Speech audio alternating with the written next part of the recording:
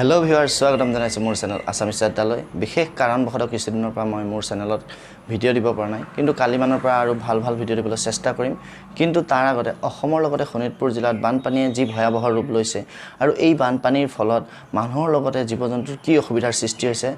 তাৰে কিছু দৃশ্য মই দেখাবলৈ চেষ্টা কৰিম এই ভিডিঅ'টো কোনো মনোৰঞ্জনৰ কাৰণে নহয় আৰু এই বানপানীৰ ফলত মানুহৰ লগতে জীৱ-জন্তুৰ কি সমস্যাৰ সৃষ্টি হৈছে তাকে দেখাবলৈ চেষ্টা কৰিছো গতিকে আপোনালোকে ভিডিঅ'টো স্কিপ নকৰি শেষলৈকে চাব বুলি আশা ৰাখিলো আৰু যদি মোৰ ভিডিঅ'টো ভাল পায় তেতিয়াহলে লাইক কৰিব শেয়াৰ কৰিব আৰু কমেন্ট কৰিব তেতিয়াহলে আহক আজিৰ ভিডিঅ'টো আমি আৰম্ভ কৰো এটি সুন্দৰ প্ৰাকৃতিক পৰিবেশৰ মাজেৰে আমি ঢেকিয়াজুলিৰ পৰা গৈ আছো শিঙৰিত অৱস্থিত